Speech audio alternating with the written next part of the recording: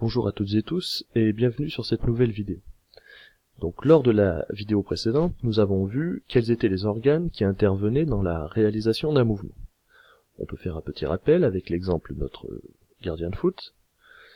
Suite à un stimulus, c'est-à-dire à une information de l'extérieur, ici l'arrivée du ballon, l'information va être captée par un organe récepteur, un organe d'essence, ici dans notre exemple, les yeux du gardien. Puis cet organe d'essence va transmettre l'information jusqu'au centre nerveux, dans notre exemple, il s'agissait du cerveau, puis le cerveau va élaborer un message moteur, c'est-à-dire un message qui va permettre le mouvement, et ce message moteur va se diriger vers les effecteurs du mouvement, ici, dans notre exemple, les muscles des cuisses du gardien. Ces muscles vont se contracter et vont donc permettre la réalisation du mouvement, c'est-à-dire le plongeon. Mais ces différents organes qui interviennent dans le mouvement, les organes d'essence, les centres nerveux, les effecteurs, ne sont pas nécessairement les uns à côté des autres. Il va y avoir des liens entre ces organes qui vont permettre de transmettre l'information, qui vont permettre de transmettre le message moteur d'un organe à l'autre. Et donc dans cette vidéo, on va découvrir comment sont reliés les différents organes impliqués dans la réalisation d'un mouvement.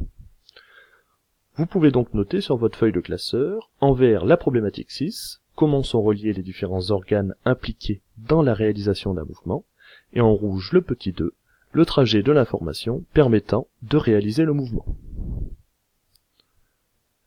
Prenons l'exemple de l'œil, qui est un organe d'essence, et donc, a fortiori, un récepteur.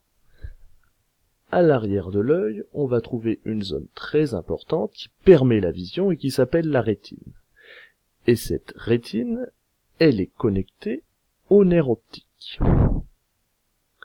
Maintenant, si nous regardons une autre image, qui est ici une image d'un cerveau humain obtenue par imagerie médicale, on constate que l'œil est relié au cerveau via les nerfs optiques, que vous observez ici.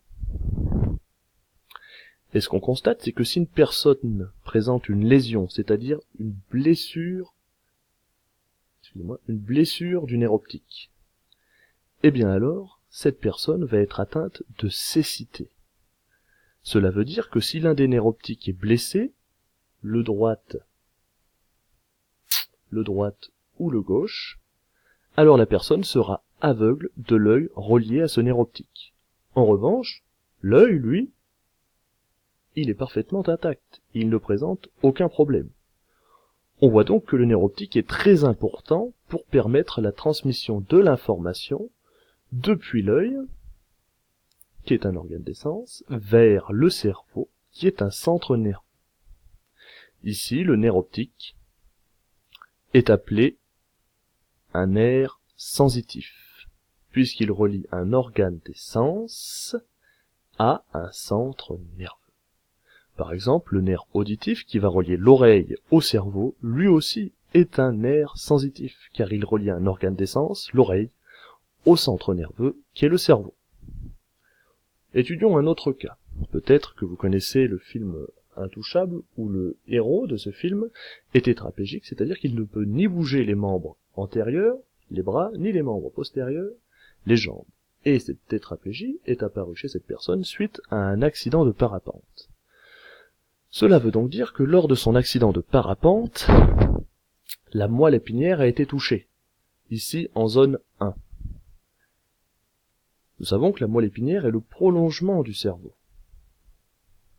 Ainsi, si la moelle épinière est touchée, le message moteur élaboré par le cerveau ne peut pas continuer son chemin vers les muscles en passant par la moelle épinière, puisqu'elle est sectionnée, elle est lésée. Il est donc impossible pour la personne de réaliser un mouvement.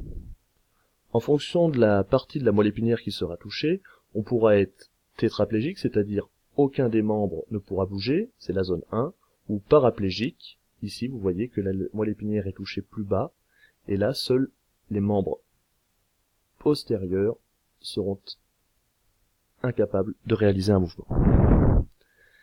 Et enfin, dernière chose, on a observé chez certains individus qu'ils ne parvenaient pas à bouger leurs membres postérieurs, et pourtant, leur moelle épinière était parfaitement intacte. Et en regardant de plus près, ce qu'on a observé, c'est que les nerfs sciatiques, les nerfs qui partent de la moelle épinière par ici pour aller vers les muscles des jambes, et donc qui permettent le mouvement, ces muscles, eh bien ces nerfs sciatiques étaient blessés. Donc chez ces personnes-là, on a des centres nerveux comme la moelle épinière qui fonctionnent parfaitement, mais les nerfs qui partent de la moelle épinière pour relier les effecteurs sont lésés. Ainsi, il est impossible de conduire le message moteur vers les effecteurs. Les nerfs qui relient les centres nerveux aux muscles sont appelés les nerfs moteurs. Sur cette image, vous voyez maintenant le système nerveux, un schéma du système nerveux. On retrouve les centres nerveux que sont le cerveau et la moelle épinière, et vous constatez que de ces centres nerveux, et notamment de la moelle épinière, partent un très grand nombre de nerfs qui sont ensuite reliés aux muscles, c'est-à-dire aux effecteurs. Ainsi, vous devez retenir la chose suivante, et vous pouvez l'écrire en rouge sur votre feuille de classeur. Les nerfs assurent la liaison entre les différents organes du mouvement. Les nerfs sensitifs transmettent des messages nerveux sensitifs des organes des sens, les récepteurs, au centre nerveux.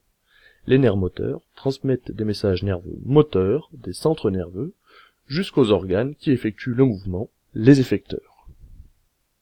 Ce bilan est à connaître pour la prochaine séance de cours.